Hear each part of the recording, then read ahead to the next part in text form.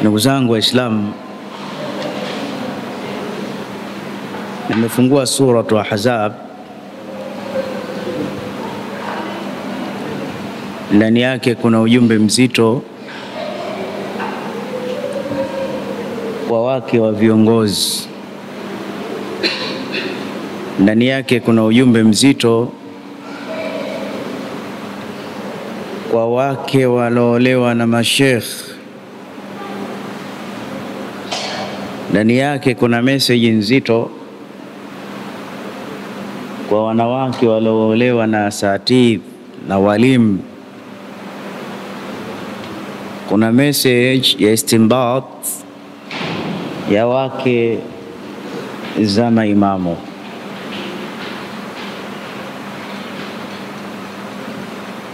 Lakini pia na hawa wanaowasimamia wanawake hawajasalimika. Tunataka leo mtu akijinasibisha na ushekhe basi alokuwa nyuma yake ajulikane kwamba huyu ni mke wa shekh, huyu ni mke wa mwalimu. Ya lalasaf, itasikitisha mke wa mwalimu, mke wa imamu, mke wa shekh hana tofauti na mke wa mjinga, na mke wa mlevi, na mke wa mwizi. Na hii ndo hali sasa. Tunachojua sisi, haki na batili haikai sehemu moja. Viongozi wengi wa kidini wanatuangusha kwa sababu mtu wa kawaida familia yake ina utambuzi mkubwa kuliko yule ambaye tunamtegemea kama ni mwalimu wetu au ni shekha wetu. Mpaka wenye kusema wanasema, ukitaka kuijua dini ya mtu usiitizame msikitini. Leo ni siku ya Jumatano, yaumu arbaa. Sheikh Uthman kaja Masjidi Islah, kaja kutoa mawaidha namna ya kofia yake ile nyeupe na kanzu yake. Ama yule ni shekhe mkubwa sana, ni mcha Mungu sana? Hapana. Dini ya mtu haijulikani hapa katika mimbar, kwa sababu hapa kila mtu anaficha makucha yake. Wazinifu wanakuja hapa hapa, wanga wanakuja hapa hapa, wezi wa sadaka wanakuja kusemea hapa hapa. Na Allah aliwaona zamani, ya ayyuhalladhina amanu lima taquluna ma la taf'alun. Waumini, kwa nini mnasema msoyafanya? Ni makosa makubwa mbele ya Allah antaqulu, kusema msoyafanya. Na hii ni sifa mbaya. Katika kitabu cha Biblia kuna ubeti unasema, usihangaike kutoa kibanzi katika jicho la mwenzio na wakati kwako kuna boliti nzima. Lakini Allah akasema, qu anfusakum wa ahlikum nara, okoeni nafsi zenu na nafsi za familia zenu na moto mkali. Usianzie mbali. Mtume sallallahu alaihi wasallam aliambiwa na Rabbul Izza, wa andhir ashirataka alaqrabin, anza kudili na watu wako wa karibu. Akapeleka dini nyumbani kwake na kwa jirani zake. Miaka mbele ilikuja da'watul qabaili ila din, ndio ilihama da'wa kwenda kwenye makabila kuitwa ndani ya dini hii. Na ndio maana awwal man amana bihi minan nisa Khadija radhiyallahu ta'ala anha. Wa mwanzo katika wanawake kuslimu ni mkewe kabisa, na hakuna hata mke mmoja wa Mtume sallallahu alaihi wasallam alikosa dini, hayupo. Wala hakuna mtoto wa Mtume hata mmoja hana dini, hayupo. Wala hakuna mke wa Mtume alikuwa hajistiri, hayupo. Na tunaambia ulamau warathatul anbiya, al-ulama warathatul anbiya, wanawachuoni ni warithi wa Mtume Muhammad, ni warithi wa mitume. Walam yuwarithu dinaran wala dirhaman walakin warithu ilma, hawakurithi pesa, mashamba, uchumi, maarifa. Faman akramahum faqad akrama Allah wa rasulahu, atakayewaheshimu mashaikh, wanawachuoni, walimu, amemtukuza Mwenyezi Mungu na Mtume Muhammad. Lakini tunataka mfano. Sasa mtu huwezi kuijua dini yake hapa. Ukitaka kujua dini ya Uthman Michael, itakiwa uende nyumbani kwake ukamtizame kwanza mke wake sio tariku sala, watoto wake wanahifadhi kitabu cha Allah, wake zake wanastara, wana hijab, wanafanana. Basi ukiona hivyo sema alhamdulillah. Ili mtu mjue, tembelee kwake, alafu safiri naye, kaa naye, kula naye, ndio utaweza ukajaji dini yake ikoje. Sheikh Saim, kuna baadhi ya ashuyukh mashaikh tukisafiri nao kidogo unakuta hawasali, na wewe huwezi amini, lakini utamkuta shekhe hasali kabisa, utamkuta shekhe anakula marungi kabisa, shekhe kanzu zinamshinda kabisa, hadith wala haraj. Akitoka msikitini hapa, mkanda nje anaurambia, anavaa modo, mara nyingine ananyoa na mapanki, hana tofauti na vijana wa mtaani. Na kuna baadhi ya mitaa tunakutana kwenye madrafti na sheikh, kwenye mipira, kwenye vilabu vya walevi kunakochezwa makeramu yale, unakuta na shekhe kajoini humo. Ushekhe una heshima yake na ushekhe anatoa Allah. Kwa hiyo ni vizuri twende kidogo kidogo, kwamba tumebeba roho za watu. Kwa hiyo tutembee vizuri na watu. Unamkuta Sheikh ya al-Asaf yupo kasino anacheza kamari, ana beti, yupo katika betting. Unamkuta Sheikh hasa ana mikopo ya riba. Haya majanga haya, huu umma tunaupeleka wapi? Sheikh, riba, mikopo yote, niombeni dua, watakukamua na dua upati. Na dua upati, dua upati. Unachezaje kamari? Unamkuta shekhe anadili na mambo ya kishirikina. Lakini baya zaidi, kuna baadhi ya mashekhe wanajinasibisha na uganga na anafanya ramli. Hebu tuachieni ushekhe, ushekhe hauendi hivi. Lakini leo tutazungumzia wake za mashekhe watakiwa waweje, wake za mashekhe. Na tutazungumzia hijabu wal mar'a. Familia zioze, lakini zisioze familia za mashekhe. Zisioze familia za mashekhe kwa sababu wao wanajitahidi. Kuna bahati mbaya, na wao si malaika, wana udhaifu wao, lakini wakumbukwe wao ndo walezi. Kwa sababu mwanamke akiishi na mtu fulani siku 40 tu, sara maa, akiishi na mtu fulani siku 40 mwanamke, automatically anakuwa kama yeye yule mtu. Mwanamke anaweza akawa madhubuti, lakini akaishi na mwizi, naye anakuwa na tabia za wizi. Akaishi na mlevi, akaivumilia ile tabia, naye akachukua hizo tabia. Kwa hiyo mwanamke ni kiumbe kinaathirika na mazingira. Sasa pia mwanaume ana nguvu kubwa ya kumshawishi mkewe. Allah anasema katika sura Al-Ahzab, ya ayuhan nabiy, ewe mtume Muhammad sallallahu alaihi wasallam, kulli azwajika, waambie wake zako. Khitabu hii kana amrun linabiyin huwa amrun li ummatihi.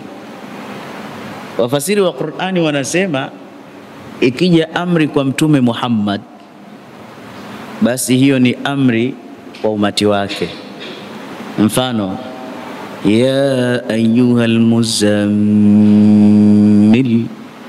qumil layla illa qalila nisfahu aw inqus minhu qalila aw zid alayhi warattilil qur'ana tartila inna sanulqi alayka qawlan thaqila. Ya ayuhal muzammil, wewe uliojifunika nguo, kufunikwa na mkeo Sayyida Khadija baada ya kumkimbia Sayyidina Jibril kule alipokuambia iqra bismi rabbika alladhi khalaqa qumil layla illa qalila, simama usiku mzima uswali illa qalilan, kidogo tu ndo ulale. Nisfahu aw inqus minhu qalila aw zid alayhi warattilil qur'ana tartila, zidisha kuswali usiku, punguza kulala. Hii amri ya mtume, rehma na amani juu lake, lakini ni amri kwetu sisi pia. Kaambiwa mtume, ina maana na sisi tunaingia humo. Sasa yale ya kule tuyalete hapa. Ya ayyuhan nabiy, ewe mtume, qul li azwajik, waambie wake zako. Ina maana na sisi tuwaambie wake zetu. Tuwaambie nini? In kuntunna turidna Allah, in kuntunna turidna alhayata ad-dunya, ikiwa mnataka maisha ya dunia, mnataka starehe za dunia, wazinataha, na mapambo yake. Aya hii iko na sababu yake na wala sitoitaja. Twende na wezani wetu sisi. Hizi ndoa zetu hizi, miongoni mwa vitu vinavyosababisha ziyumbe, kwa sababu mashekhe leo mna fake life na walimu tulokuwa nao. Waumini wa leo mna fake life, mna maisha feki wakati wa uchumba, na wakati protocol zinasema afadhali uharibu kwenye uchumba lakini ujenge kwenye ndoa. Haya maneno yapigie mstari, tena yaandike kwa wino wa dhahabu, tena yaandike moyoni mwako. Wengi tumejenga kwenye uchumba, tumeharibu kwenye ndoa.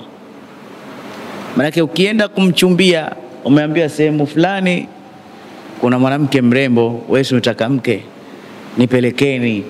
Hasa uambiwe ana nywele singa, shombe shombe hivi kama la kizungu na muhindi, akili ishakuruka. Hapo kanzu nzuri huna, utaazima. Sheikh, niazime na lile koti lako, niazime kiatu, huoni hata haya. Sheikh, tuazime basi noa, tukaangalie mtoto. Sasa wewe utakauazimwe gari, maisha yako wewe una gari? Kama si udanganyifu wa wazi wazi nini huu? Niazime basi na saa hata wakanione. Hapana, kun rajulan insamia, ikubali hali yako. Kama wewe ni wa mashilingi, wakujue wewe ni wa mashilingi. Kama wewe huna hata baskeli, wakujue, wakukubali kwa ukweli. Mimi sina kitu, ni sifrul yadaini, mimi bado najitafuta. Hata kama huna kazi, wajue huna kazi. Anzimil haqq, kuwa mkweli. Wanasema alhaqu ya'lu wala yu'la alayhi, siku zote haki ipo juu, hakuna juu ya haki, na haki ni jina lake Allah. Allah sema ya ayyuhalladhina amanu kunu ma'as sadiqin, enyi waumini kuweni pamoja na wakweli. Hakuna sehemu inaruhusiwa muumini kuwa mjanja mjanja, muongo muongo. Tunapigana changala macho hivi hivi, mpaka wazee wengine wako msikitini kazi yao kuwaposea watu. Mtu hana sifa wanaenda kudanganya, alimradi mtoto wa watu kuingizwa kwenye mkenge. Mtaajibika siku ya Kiyama. Mara ngapi watoto wamefeli? Mzee fulani, so tunasali na wewe msikitini, ulivomleta huyu bwana ukatuhakikishia tumekupa kwa ajili yako, alafu umefanya khiana. Mtu teja huyu unaenda kumtafutia mke, naambia mtu mzuri anasali pale Islam, anasali wapi?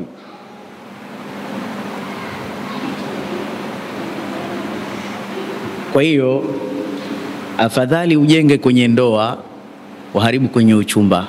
Afadhali ukataliwe, lakini kaoneshe reality ya maisha. Wale watu ambao wamebarikiwa, nitakwambia kitu kimoja jamanini. Wacha niseme ukweli. Bado kuna nafasi zimebakia za kuongeza mke. Bado nafasi hizo nazo. Sasa kuna mwanamke kaingia kwenye timing. Lakini jambo moja limenisababisha nisioe, lakini naona ananifaa kwa sababu amenikuta katika hali nzuri. Na pesa au hali nzuri ni kivuli, zinakuja na kuondoka.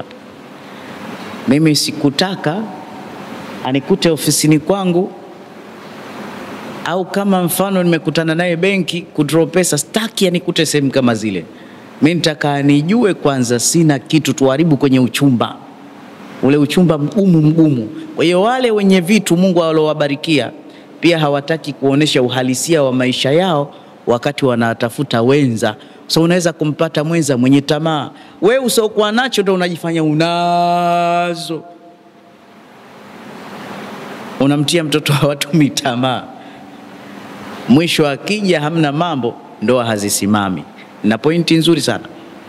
Kwa hiyo utatafuta dereva, mtakodi noa, utatia mafuta, twende nkaone mchumba. Binti yule akikuona anaona mambo super, hiyo saa yako, hicho kiatu chako, kumbe vyote umeazima. Utamsikia baby, gari yako nzuri. Na wewe unajiongeza. Pia nimeagiza nyingine nje, hii nitakuachia, ile itakuwa ya kazini kwangu. Mtoto anaona Allahu Akbar, nitanunuliwa na gari. Naye dada yangu mzazi maskini, namuonea huruma. Na mpaka leo ndoa yake ilivunjika. Dada yangu kabisa. Mchumba wake, mimi niko safarini, ningekuwepo ningeambia asikuoe. Alimchukulia tamaa. Akaambia yake, nataka nikuoe, cha mwanzo nataka nimjengee mamako nyumba. Tena nyumba ya heshima. Na wewe sijui nikupe jumba wapi? Basi mimi niko mbali. Naambia dadako kapata mchumba, nikaambia wajomba zangu, ambia fanyeni subira nije nimchunguze.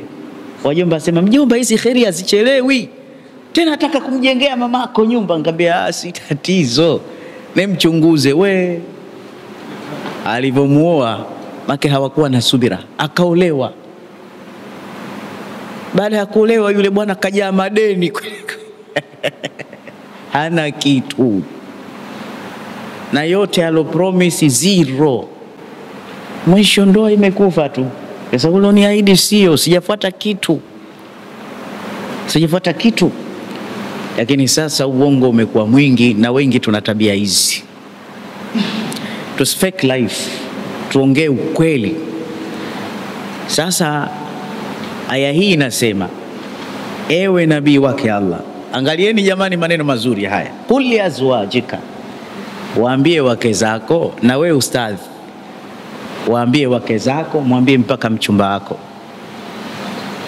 Ikiwa mnataka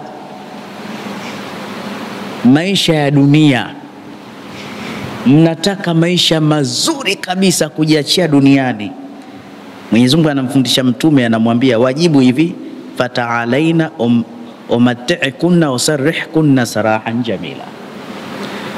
Mimi mtume sina kitu, na kama mnataka mbwede sitoweza kukustarehesheni hivyo mnavyotaka.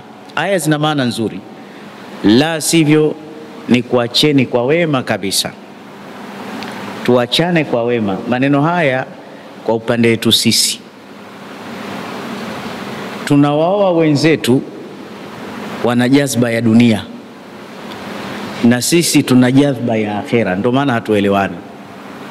Unamchukua mtoto wa watu ana ghafla zake za dunia, unamwaahidi maisha mazuri, alafu akija ndani anakuta sturi, unalala chini, unaishi kisufa.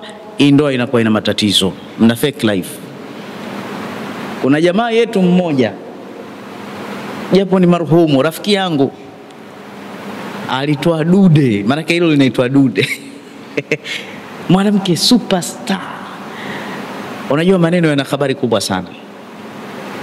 Maneno, mnaujua upendo, kazi ya moyo.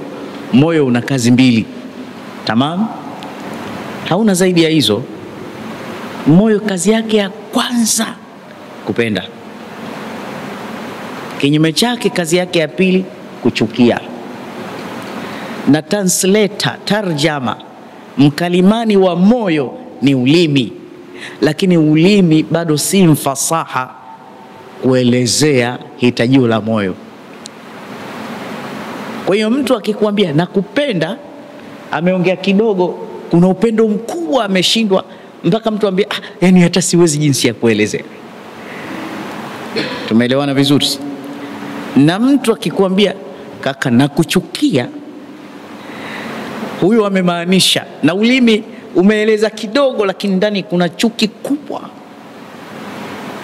Na moyo ukipenda, miongoni mwa matunda yake kuna kuja kitu kinaitwa mutabaa, kufuata.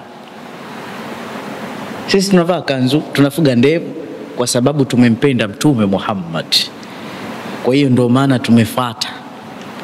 Sasa mwanamke akachumwa moyo wake ampende huyu bwana, lakini kuna baadhi ya vitu vimesababisha kumpenda, ule udanganyifu wa moyo wa ulimi. Mwanamke akaingiza mapenzi, akaona ustadhi ataniweka hali nzuri, ustadhi ana maisha. Mwanamke ana ghafla zake za kidunia, akasema inshallah uko kuswali kwangu si kazi, kujivalisha majuba tu, kama napewa visupu vinini haina shida. Bwana wakaoana, mwanamke mzuri kweli kweli, mwanamke anatumia smartphone manini. Alipokuja ndani anakuta ustadhi kapeti hana, kuna mkeka mweusi, akawa anafungua makabati, labda kuna pesa zimefichwa, haelewi.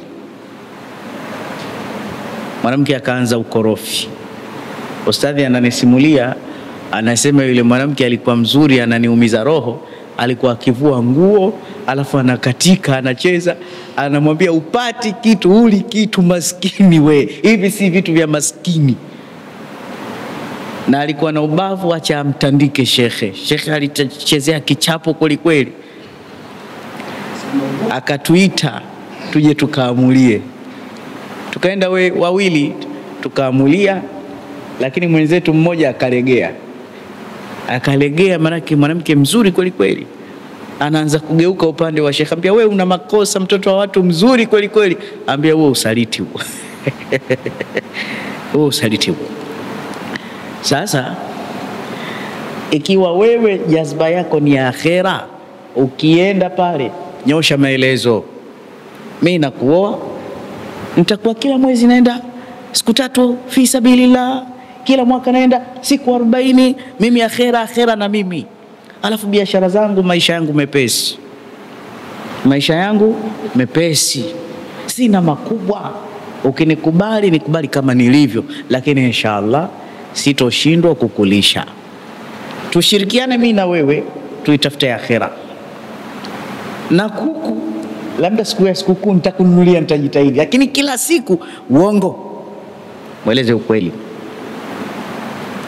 Sasa Wewe unamuoa mwenzio, jazba yako dunia, mwenzio jazba yake dunia, wewe jazba yako akhera, mnashindwana. Yeye kaja kula raha, hajaja kwa mambo ya kuswali, kwa mambo ya dini, kwa mambo ya nini. Mwanamke ambaye hana dini, eti kazi zako huli mpaka uje msikitini ukae saa nzima unarekodi dini tu, huaelewi. Muda huo atakatue huko jemkana tunakula mishikaki saa hizo. Wewe unaenda kukaa msikitini, umekuwa mlinzi wa msikiti, haelewi mambo kama haya. Hakuelewi kabisa. Mwambie ukweli. Mtume sallallahu alaihi wasallam anaambiwa wake zake awaambie, ikiwa mnataka keshi maisha ya dunia na mambo yake, mimi siwezi, sina maisha hayo. Isipokuwa kitakachobakia tuachane kwa wema. Wa in kuntunna turidna Allah wa rasula, lakini ikiwa mnamtaka Allah na mtume, wa daral akhirah, na mnaitaka nyumba ya akhera, fa inna Allah a'adda lilmuhsinat, Mwenyezi Mungu ameandaa kwa ajili ya wanawake wema, minkunna, miongoni mwenu, ajran adhima, malipo makubwa. Hizi aya kuna kitu nataka kusema, na jana niliwasomea wake zangu aya hizi. Wallahi nilikuwa na wajenga, kuna kitu hapa. Ya nisa an-nabiy, enyi wake wa mtume, man yati minkunna bifahishatin mubayyina yudha'af laha al'adhabu dhi'fayn wa kana dhalika 'ala Allah yasira. Wakeze mtume, wakeze mashekh, miongoni mwenu atakayekuja na uovu wa wazi wazi, hajistiri, mke wa shekhe, hasali, mke wa shekhe, mzinifu, mke wa shekhe, mke wa kiongozi. Kiongozi wa kwanza ni mtume. Wanaambiwa wake zake, atakayekuja na uovu wa wazi wazi, yudha'af laha al'adhabu dhi'fayn, atapata adhabu mara mbili ya watu wa kawaida. Kwanza, heshima ya kuishi na kiongozi. Na siku zote watu wadogo wanateka advantage kupitia watu wakubwa. Kwa hiyo watu wakubwa, wake za mashekhe wetu, wanapokuwa wanawake wa kawaida, hawa wake zetu wa kawaida, amatu nas, wanaona pengine ndio sheria. Mbona mke wa shekhe fulani tunamuona huko Insta kichwa wazi, amechoma dawa, ameweka ile manini anaitwa nini, marangi, mbona mume wake hajamkataza? Sisi waumini wa kawaida jamani, tunapata tabu wake zetu kuwanyosha. Nyie mashekhe, wake zenu watuharibia wake zetu, kwa sababu mke wangu ananiambia, wewe sio shekhe kama fulani, mbona hajamwambia mke wake? Na ukitizama we aya za kumthibitishia huna. Ashapata dalili. Wake zake mtume wameambiwa, atakayefanya uovu ataadhibiwa mara mbili. Wewe mke wa shekhe utaadhibiwa mara mbili. Katika ushekhe hakuna ustaa kama kuolewa na mastaa wa muziki na nini. Yani wewe ukiolewa na mtu wa dini, umempenda kwa sifa yake, fanana naye. Kama huwezi, olewa na watu wa kawaida tu. Olewa na mtu wa dini poa. Mashekhe, hili mmeliangalia vizuri? Laqad kana lakum fi rasulillah uswatun hasana. Mtume kwetu ilikuwa ni kiigizo. Kwa hiyo sunna za sisi wanaume tunamtizama mtume, wake zetu sunna zao wanatizama wakeze mtume Muhammad. Na msikitini imamu, wanaume itakiwa wakufuate wewe, na wake zao wakajifunze dini kwa mkeo shekh, kwa mkeo. Lakini ajabu, baadhi ya wake wa mashekhe hawana stara, weupe. Tena inatuuma sana. Mke wa shekhe anajitupia Insta, anasubiri, anafuata nini huko? Wanarushiana vijembe tu na mke mwenziwe kabisa. Basi kuna tabu tunaipata waumini wa kawaida. Mkeo hakuelewi shekhe, wewe mume wangu unanidhiki tu, la tushaddidu dini usifanye ngumu. Wewe umesoma kama fulani, kasoma miaka 20 na tabia hiyo. Twende kidogo kidogo. Kwa hiyo anasema kama mnaitaka nyumba ya akhera, Mwenyezi Mungu ameandaa kwa ajili ya wanawake wema malipo makubwa. ومن يقنط منكن لله ورسوله وتعمل صالحا نؤتها أجرها مرتين وأعتدنا لها رزقا كريما. Atakaye mcha Allah, wanawake miongoni mwenu, atakaye nyenyekea kwa ajili ya Allah, dini inatakaje, na kasoma kwa mume wake sawa sawa kwa ajili ya Allah na mtume, na akatenda vitendo vizuri, nu'tiha ajraha marratain, yeye atapewa malipo mara 2 tofauti na wale watu wa kawaida. Wa atadna laha rizqan karima, na ataandaliwa riziki tukufu kabisa. Ya nisa an-nabi, enyi wake wa mtume, lastunna ka ahadin minan nisa, nyinyi hamko sawa na mmoja yote katika wanawake wa kawaida, kwa sababu mmeolewa na Mtume Muhammad. Qur'ani inawaambia wakeze mtume wasibweteke. Lastunna ka ahadin minan nisa, nyinyi si katika mfano wa mmoja yote miongoni mwa wanawake. Nyinyi mmeolewa na mkubwa na nyinyi ni wakubwa, heshima yenu ipo juu sana. Tunakuja daraja la pili. Enyi wake wa mashekhe, wallahi nyinyi hamko sawa na wanawake ambao si wa mashekhe. Lazima tunataka tupate tofauti ya mke wa ustadhi na mwanafunzi. Mke wa ustadhi na mwanafunzi lazima. Tutatofautisha vipi? Tuje kwenye jambo la stara.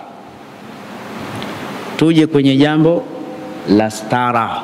Hapa kwenye stara, nisikilizeni kwa umakini sana. Enittaqaitun, ikiwa mtaamua sasa serious kumcha Allah, fala takhda'na bilqawl. Stara ya kwanza,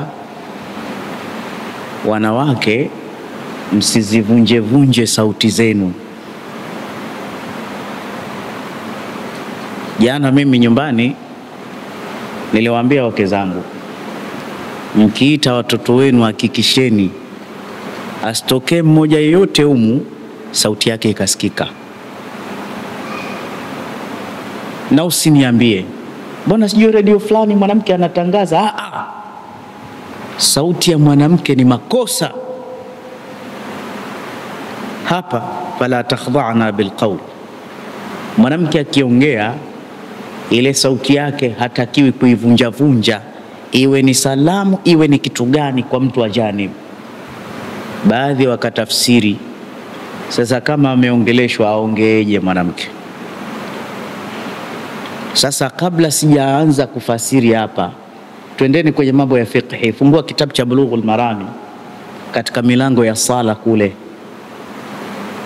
imamu akituswalisha hapa, akikosea lazima akumbushwe, na kingora chetu cha kumkumbusha ni kusema subhanallah. Imamu kazidisha rakaa, kapunguza rakaa, kakaa tahiyatu pasipopasa, inatakiwa mnasema subhanallah. Ndio maana ikiwa umechelewa sala usiseme subhanallah, utamchanganya imamu. Hiyo ndio kengele yetu. Umekosea wapi? Wewe sema tu alhamdulillah, Allahu akbar, atakusubiri, usiseme subhanallah. Sasa mtume anasema ikiwa imamu amefail, akasema mtume atasbihu lirrijal wa tasfiku linnisa. Fiqh hiyo. Tunasali na wanawake msikitini, akikosea mwanaume kakumbuka aseme subhanallah, ndo atasbih lirrijal. Lakini mara nyingine wote tusikumbuke, kakumbuka mwanamke, ana haki naye ya kukumbusha, asituache tunasali katika makosa. Sasa mwanamke anakumbusha aje? Ile sauti yake msikitini mtume kakataza, asema tasfiqu linnisa, mwanamke apige kofi, sallu ala nabii. Mwanaume aseme subhanallah, lakini mwanamke asione watu wamekosea, jamani subhanallah, hakuna hiyo, apige kofi tu. Na wewe ukisikia hivi kofi, ujue hapa kuna mistake. Hapo hamjaridhika kwamba mwanamke haiko huru, hata kama anasomea mashairi huko kwa TV, hamjaridhika tu. Hasemeni. Kwa sababu anaweza akatoa ile sauti yake tu akahuri watu msikitini. Sasa hapa fala takhdha'na bilqawli. Kama wewe shekhe mke wako ni MC, chukua hii habari sasa. Sivunje sauti. Sasa atazungumzaje? Ndo baadhi akasema ikitokea dharura ya kuzungumza, moja kati ya vidole vyake ili sauti isijivunje,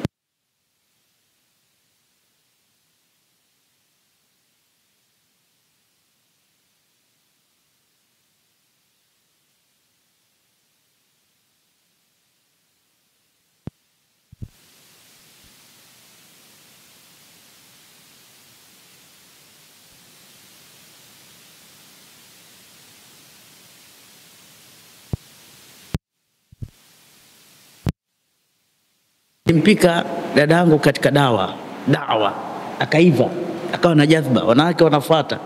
Sasa yule shemeji yangu kamleta rafiki yake nyumbani.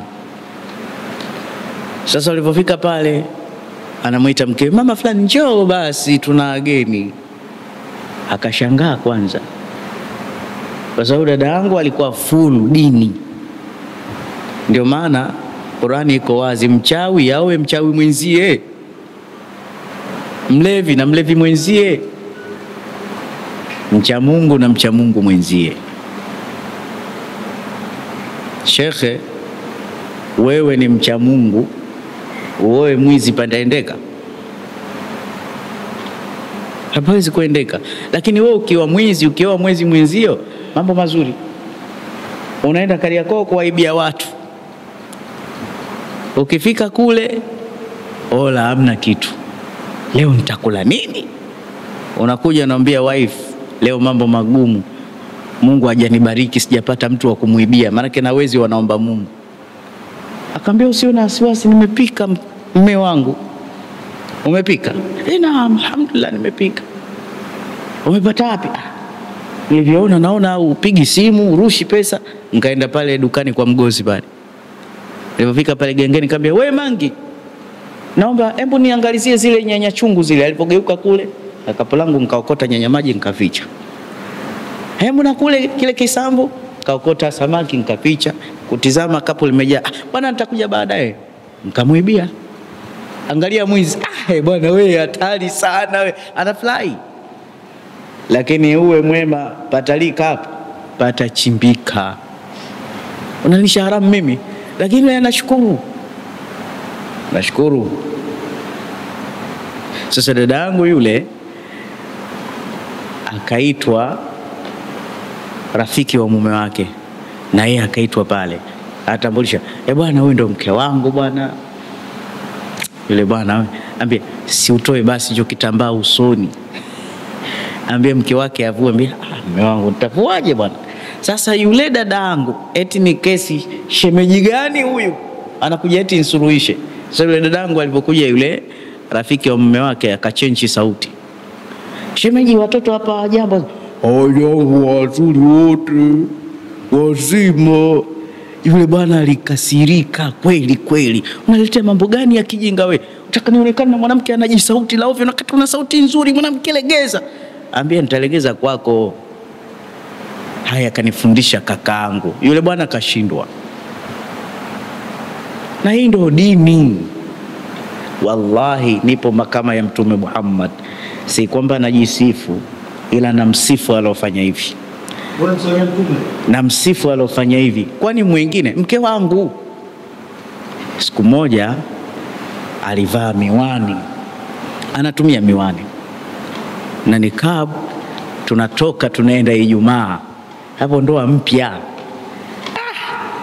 Nikamwambia, wewe kifaa changu au? Yani umependeza, mtoto unawaka, twende barabarani waone kifaa hichi. Basi akavua ile miwani akatia kwa pochi. Wallahi akanambia, kama ninapendeza mimi sitaki watu wanione nimependeza, nataka nionekane vibaya vibaya nje, tukirudi nitakuvalia kama unapenda. Swallu ala nabi. Hizi ndo mali hizi, hizi ndo mali hizi. Basi nilimpa thamani kubwa sana, thamani ya hali ya juu. Fala takhdha'na bilqawl, msiregeze sauti zenu. Fayatma'a alladhi fi qalbihi marad, Allah anasema wataanza kutamani wale ambao moyoni wana maradhi. Leo shekhe, utashangaa unakuta vijana tu mtaani wamezunguka wake wa mashekhe wamekaa nao hivi hivi. Hilo ni kosa kubwa. Upande wa pili, tuje upande wa stara. Hapa mnipe masikio. Amir al-Mu'minin Umar radhiyallahu ta'ala anhu, siku anaenda nyumbani kwa Mtume Muhammad. Mtume ni mkwewe, kwa hiyo wakeze ni watoto wake. Alivyokuja akatizama wale wake zake, kaja akamwambia Mtume, ya Rasulullah, mimi nikipiga mahesabu aliingia kilini, hivi wake zako wanavyovaa na wake zetu, bora kungekuwa kuna differenti. Wanafaaje hivi wake za mtu mzima bwana?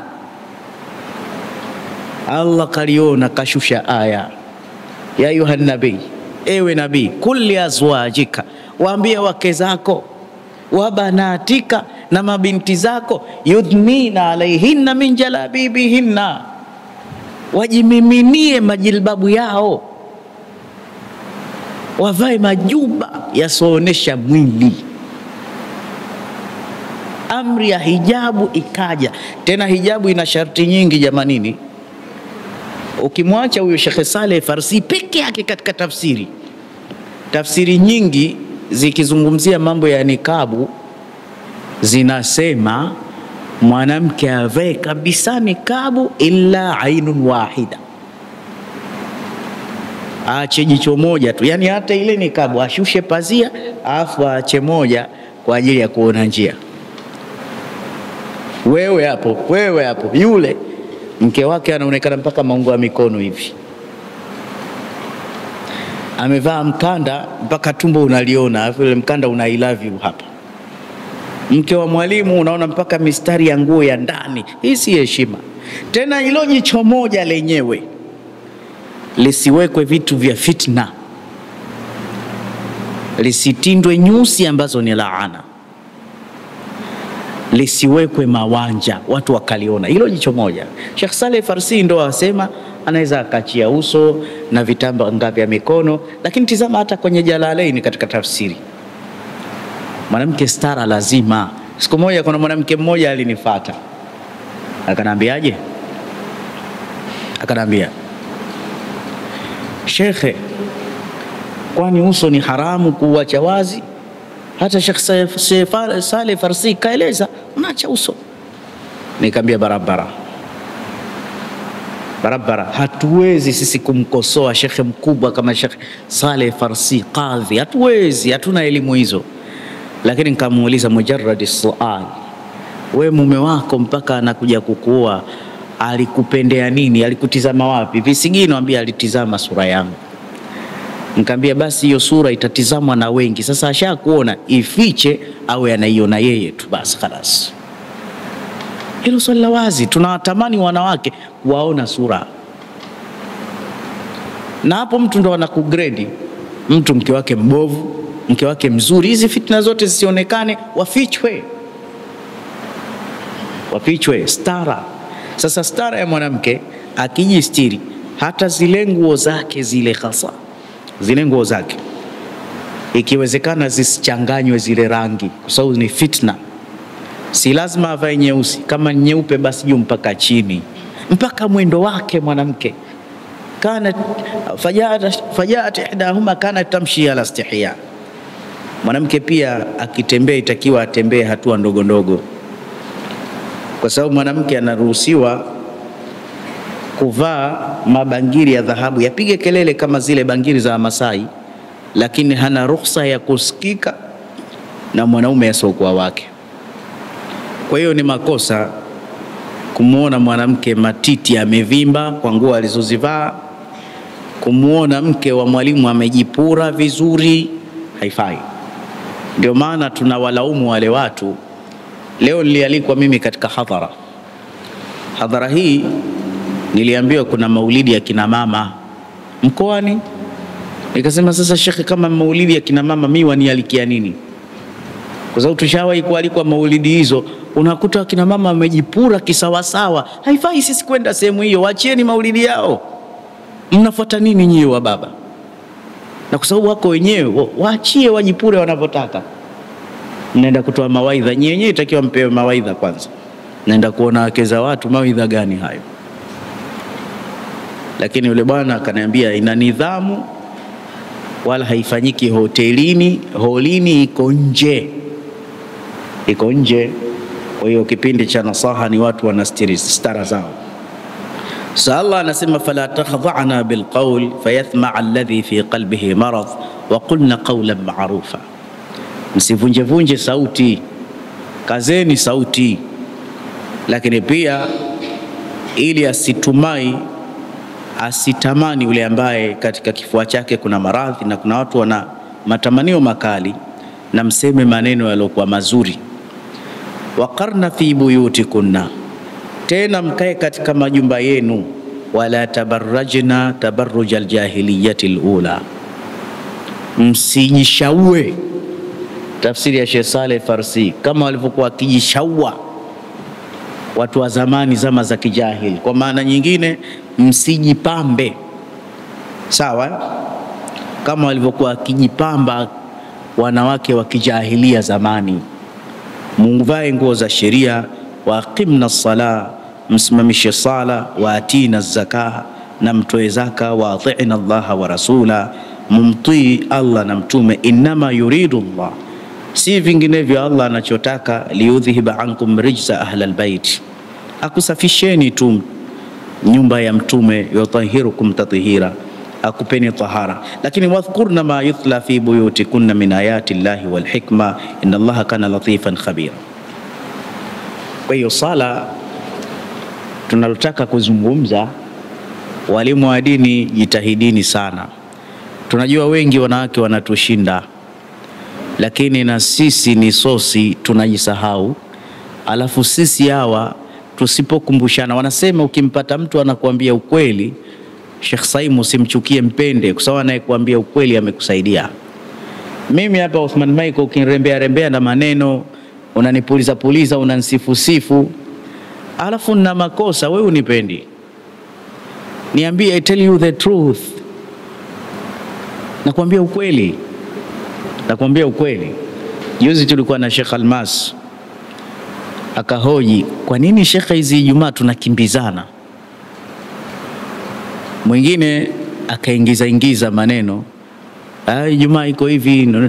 Akasema Ijumaa ina heshima yake. Alafu akatumia neno, huyu ni shekhe wangu, lazima nimwambie ukweli. Japo nina dharura, ukweli hautupwi, yale ninayachukua na yafanyia kazi. Hii hoja huyu mzee ikoje? Hayo ndo mapenzi. Kwa sababu kaona si mwendo mwema, kuna dharura kweli, au anajisahau. Hakuna alokamilika, mwenye takmili ni Allah tu. Sasa ukimwona mtu akikwambia ukweli, alafu wewe unanuna, wewe una kiburi, na utafika pabaya sana. Sasa wengi wanawake wanatushinda. Sasa lazima tusimame ngangari, kwa sababu siku ya kiyama watatufungulia mashtaka wanawake.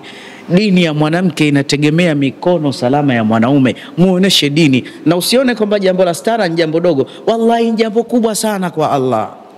Wanawake tukiwaona walivyo, hifadhi za watu zinapotea. Ya reiti mngeona ile ghadhabu ya Mwenyezi Mungu inaoshuka katika jicho la mwanaume ambaye amemtizama mwanamke ajanib. Madhara yake ni makubwa sana. Kwa hiyo mabinti zetu tuhakikishe stara. Sisi ndio tumepiga kelele, sisi ndio tumepiga makelele.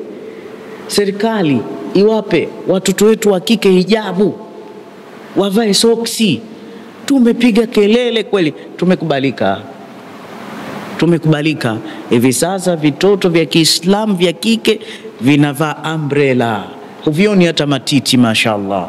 Lakini leo mashekhe wake zao wako Insta vichwa wazi, yupo na kalkiti, alafu shekhe anaradi watu. Unaradi watu kitu gani wewe? Hiyo yenyewe ukipelekewa siradi tu hiyo. Haya matatizo, huu mchezo wa kuigiza huu. Na haya maneno wallahi simlengi mtu, kwanza sina tabia hiyo. Maana na kameramani nao itakiwa waradiwe. Kuna vipande wanavipenda, simlengi mtu, isipokuwa mimi ni mfalme njozi na Allah ananitumia kubainisha haki. Na ninaposema haki sitaki mtu anipende, nitaka anipende Allah. Sasa kama mimi ni mfalme njozi, jana nimefungua tu hizi aya za Mwenyezi Mungu, nilivyoziona nilianza kuwawashia moto wake zangu. Nilipowapa message hii nikasema hii inafaa sana, nikienda Masjidi Islahi, msikiti watu wa Juhudi, nikazungumze kuhusu wake. Sasa hapa kwa sababu na saa hizi kapewa mtume, kivuli chake mashekhe, kwamba mashekhe tunajisahau. Na sisemi mimi hivi kwamba andokesha waweza wake zake, hapana ndugu zanguni, hapana. Isipokuwa mimi nitaka nikwambieni, mimi ni mtu wa tharika hivyo, na tharika ni safi sana. Na bwana mmoja ni rafiki yangu, ni mtu wa tharika. Unajua na sisi tuna mambo yetu. Basi namuona yule bwana msimamo wake, wanawake wavae stara. Nikamwambia, wewe bwana wewe, haya mambo ya stara umesomea wapi? Na kati mashekhe wetu wenyewe sisi tunajua wake zao kanga tu, umepatia wapi? Basi kila mmoja akawa anamnongoneza mwenzie. Sasa mimi sisemi uongo, chachu na hamu ya kupata sunna kama hizi. Nilipotoka tablighi nikapata kujitambua, nikamtoa na mke wangu akajitambua, wallahi akajitambua. Nilipokwenda kule faida nilizozipata, kwanza sala sitaki inipite, dhikri sitaki inipite, sitaki kuacha sunna. Basi na familia imepata dini, na familia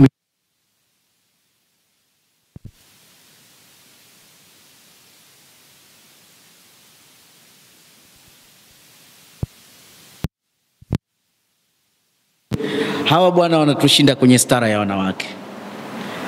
99% hawa wake zao wana stara kuliko wetu. Hiyo ndo habari.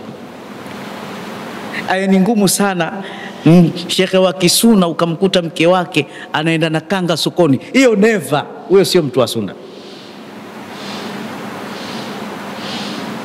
Na ile ndo sunna ya Mtume Muhammad. Kwa nini wao watushinde kuwaweza wanawake?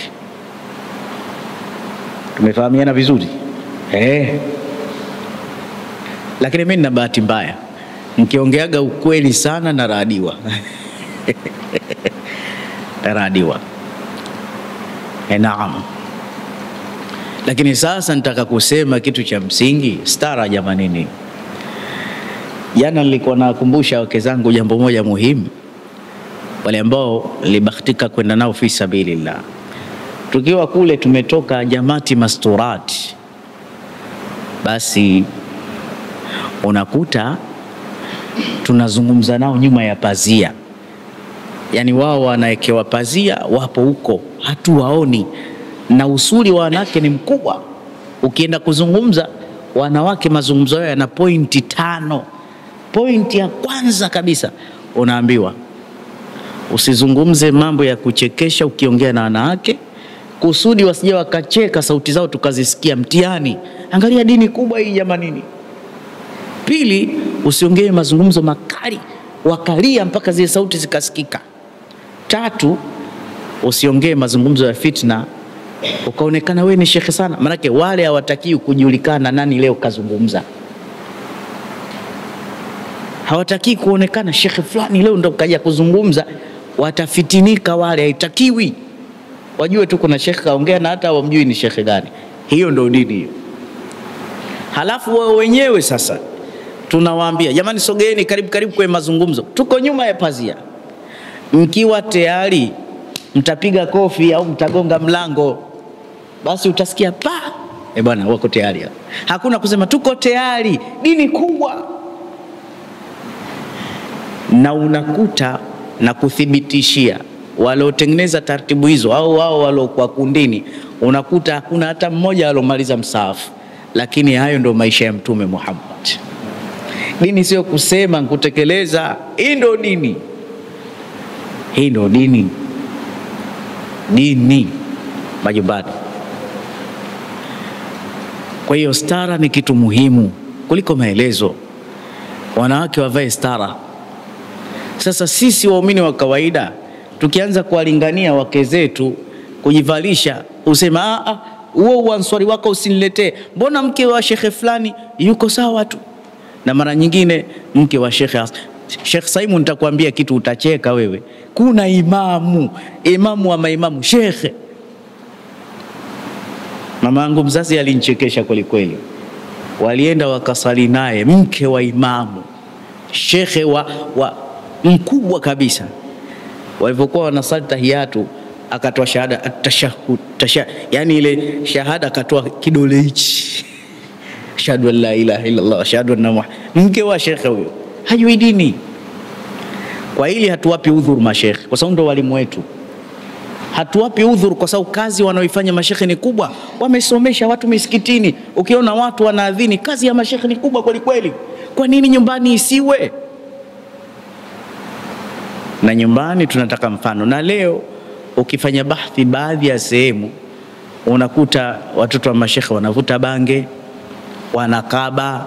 Yani ukiambiwa siku za misiba, unakuta kuna shekhe tunaye. Siku ya msiba sasa mnahudhuria msiba wake, unaambiwa na huyu ni katika watoto wa shekhe. Ukitizama ile sura wanafanana kweli. Lakini hajai kuja hata hudhuri pamoja na babake, mnapokutana hata siku moja, na mkikutana naye check bobu kweli kweli, ana maeleni na manini. Mtoto wa shekhe huyo. Sasa pale ndo anaungana na mashekhe. Nataka mikeka, nataka miswala, nataka sadaka, nataka tuchinje, tufanye dua. Na yule babake tukimswalia anakaa nje, hakai ndani ya msikiti. Hata ile sala ya jeneza hajui. Babake ni shekhe, anaoshwa na wazee, wanamuona tu aibu zake. Yeye hana anachojua. Haya, tunataka tumswalie babako, hata sala maiti hashiriki. Sura Fatiha haijui mtoto wa shekhe, anakaa kule nje. Tukienda kaburini haingii, hana anachojua. Anachojua tu mkutoa machozi, mzee kaondoka. Lakini babako alikuwa shekhe, wewe ulikuwa nani? Sasa shekhe hawa wote anaamiliki, asishindwe na watu kama hawa. Watu kama hawa anawamiliki, wapo chini yake. Lakini pia na wakeze mashekhe. Alhamdulillah, si mashekhe wote, ni baadhi, tena wachache. Lakini wengi wake zao wako sawa kabisa, wana mifano. Hasa nimeona kwa mfano Mombasa hii, unakuta kila mara nyingi shekhe na mke wake pia ni shekha vile vile. Nilikutana na shekhe mmoja ya Kimombasa, kuna mama nimeitwa amepandisha majini nikamsomee. Nilipofika nikamkuta shekhe na mke wake wapo kazini wanasoma haya hatari. Mama anasoma hivi, shekhe anasoma hivi. Wako wanaojitahidi. Na haya kwa kumalizia, si kwamba mashekhe wanawashindwa wake zao, isipokuwa kuna udhaifu unaotokea, kuoa kuacha, kila siku ana mke mpya. Pateni adhana. Kila siku shekhe ana mke mpya. Kwa hiyo hana hata muda wa kuwasomesha dini. Siku 2-3 kashaachika. Tupateni adhana inshallah.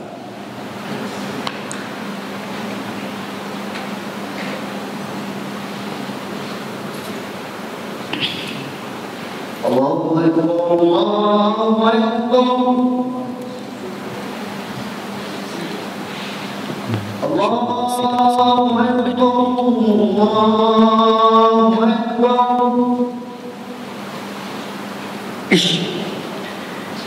Ashhadu an la ilaha illallah.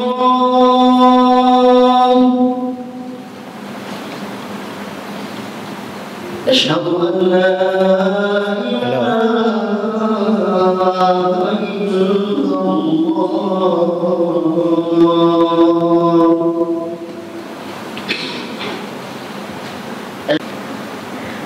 Lakini pia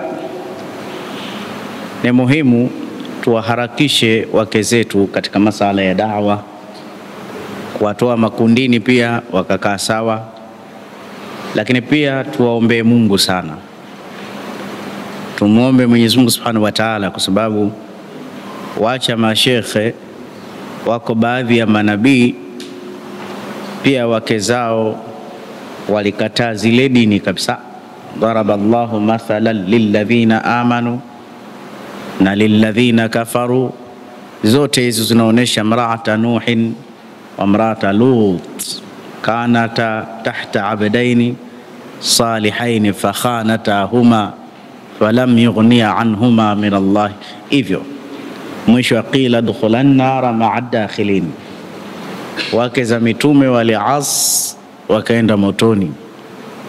Lakini mitume wale walifanya juhudi kubwa, hawakubweteka, walingania. Lakini kuna ilani kutoka kwa Allah, innaka la tahdi man ahbabta walakinna Allaha yahdi man yasha. Hata mtu kama unampenda uwezi kumuongoza, lakini Mwenyezi Mungu Subhanahu wa Ta'ala ndo anamuongoza amtakaye. Lakini na we ni juhudi gani umechukua? Usibweteke na ukazoea tu ile hali, hapana. Atakuponza mbele ya Mwenyezi Mungu Subhanahu wa Ta'ala, lakini atakuaibisha, lakini pia anaweza akakukhini kutokamana na uvaaji wake. Sasa lazima hakikatan tuishi kidini, tutabarikiwa sana. Watoto wetu, kuna mashetani wengi ndani ya majumba, TikTok, ma TV, vitu vingi vinashawishi kututoa katika control. Hasa zama hizi itakiwa kila mmoja asimame imara. Kuishughulikia familia si jambo la khiari, ni jambo la lazima. Na mtoto mmoja tu akikushinda itakiwa kichwa kikuume. Kwa nini huyu hataki kuelekea katika mstari? Lakini pia sawia na hayo, wako baadhi ya watu kakerwa na mke mpaka ataka kumwacha mke wake kwa sababu mke hataki kuswali. Wengi tumekutana na wao sana. Ukiona rijalu qawamuna ala nisa, wanaume wana haki ya kuwasimamia sana wanawake dini, lakini mwanamke yeye si jukumu lake kusimamia dini ya mume. Akimkumbusha ni ihsani tu, lakini hatakuwa masuuli. Lakini wewe mkeo kama anaenda hovyo, binti yako anaenda hovyo, wewe utakuwa masuula amama Allah bighairi tarjuman, mbele ya Mwenyezi Mungu pasi na tarjama. Inawezekana meseji ya leo imekuja kwa tofauti, na mara nyingi kitu hasa ukiwa nacho kinauma kama umekusudiwa, lakini maneno tu ukiona yana usawa yafanyie kazi. Lakini ukiona hayana nidhamu na adabu, hebu niachie mwenyewe, kwa sababu na mimi nitahukumiwa na ikhlas. Kwa sababu tunavyoilingania dini, haturuhusi kulinganiana kwa kupaniana. Ukawapania wenzio ukawaona waovu kama Firauni, we mcha Mungu kama Musa, huo mtihani. Na mazungumzo ya dini hayafahamiki kwa hivyo. Ikiwa unazungumza kuwataki watu leo watanikoma, basi wale wenyewe fikra zinahama, wanasema ambao hawajaja msikitini kazi wanayo. Yani wao hayawahusu. Na watu wa nje nao hawayapati, wakiasikia anasema humo ndani kazi wanayo. Lakini ukizungumzia kilma, lengo na kusudia kwanza nafsi yangu, familia yangu, wake zangu. Hii CD nyie mnaona nimekutengenezeni nyie, hapana. Wallahi haya maneno naongea kwa hisia, familia nyumbani, kwa sababu kila clip unaoitoa familia yangu wanafuatilia hatari mpaka zile comment. Kwa hiyo hii faida itaanza kwangu. Bwana alivyoongea, kwa sababu pengine nyumbani sikuongea kwa usiriazi huo, lakini kaliongelea msikitini, wenyewe wana hofu, tusimwangushe jamaa. Kwa hiyo naongea hivi, saa nyingine mazungumzo mkazo yafike nyumbani. Tena utamsikia mmoja, umesema vile kwa sababu uliniona hivi. Hiyo ndo faida. Kwa hiyo na wewe ukiona ujumbe huu umekupasua, haya maneno ya kweli, mshukuru Mwenyezi Mungu, yafanyie kazi. Lakini ukiona kijana yule hana adabu kanitafuta, utakuwa una matatizo, kwa sababu si usulubi za dawa tumejifunza muda mrefu sana, hatupaniani, ni kuomba Mungu. Na maneno haya hayapiti hivi hivi, usiku tunayaamkia kumwomba Allah ipatikane taufiki watu waongoke kwayo. Lakini hizi aya hizi nilianza kusummarize jana nilipokuwa na familia yangu. Sasa zisikupe shida ukaanza kupekua hii aya yenyewe iko hivi, mafumu yake yako hivi. Wewe chukua ujumbe kama ulivyo. Unaona uko sawa, basi ndio hii taawanu ala alkhairi, ndio kusaidiana katika khairi. Ukiona hayana usawa, basi tuvumiliane. Lakini dawa ilivyo, yule ambaye anatoa nasaha kuwaridhisha watu, zinawezekana zina unafiki ndani. Haitakiwi tuongee maneno ya dini kuchuma nyoyo za watu, kwamba watu wakikaa katika darasa kama ile watacheka. Haitakiwi ukimwona Sheikh Hamisi ana upungufu chapa, utakuwa umemsaidia. Hii ndio dawa inapotakiwa. Lakini kupakana mafuta nyuma ya mgongo, na kati tunaona mashekhe tunaenda ovyo. Sheikh Omar, utaniambia nini we? Si tunaenda zetu maulidini, ukutatu wa wasali afu ni mashekhe. Kuna lugha gani ya kutumia zaidi ya kupasuliana tu? Liwalo na liwe, lazima tuchanane. Kuswali lazima. Sheikh mmoja asema usinifananishe mimi na adhkari zangu. Wewe una adhkari kuliko mtume wewe? Mtume swala gani kakosa? Sheikh haswali. Uswali vipi? Tena hapo unakuta inatafsiriwa Riyadhu Swalihina au inatafsiriwa Qur'ani aya za moto, na watu hawaswali.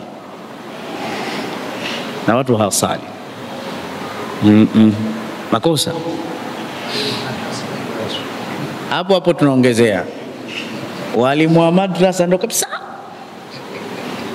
japo si wote, lakini mimi naona huruma, mimi naona wivu. Sisemi kwa vibaya, ila naona wivu. Na mimi si ansari, mimi ni mtu wa farika. Ni ngumu kumkuta ustadhi wa kiansari asali. Semeni ukweli jamani, semeni la Mungu haki. Ni ngumu sana kumkuta asali tena kwa wakati. Wana swali yao, tena wanasali swala ndefu wao hatari, na wanyui viduku. Mara ngapi bwana tunaona vyuo vyetu zinapigwa dufu muda wa sala. Dufu gani hizi bwana? Sala inaadhiniwa. Tena unakuta mara nyingine msikiti huu hapa chuo hicho zinapigwa twari hatari na watu hawasali. Tunaangusha madhehebu yetu matukufu. Swala ni nuru, wazee wetu hawajaacha sala. Mimi nakumbuka tulipokuwa chuoni tulikuwa tunapiga madufu. Shekhe letu alikuja kututandika chuo kizima muda wa sala, watu wanasali, sisi na magoma. Akaambia nendeni mkaswali, wengine wanavibukta. Tukaenda kuswali swala ya alasiri. Tulivorukuu akasema subirini hapo hakuna kuitidali. Akapitisha mikwaju pale mwezi kuswali kwa uchungu. Basi imamu alikuwa anasikika anatuswalisha huku anali Let's bakora mpaka tunamaliza kuswali. Anasema hii ndio swala yenu inaofaa. Watu wanasali, nyinyi mnapiga madufu. Tena chuo kama hichi, ustadhi asiokuwa na msimamo wa sala, usimpeleke mtoto wako, anaenda kumharibu, na mtoto wako atakuwa tayari kuswala vile vile.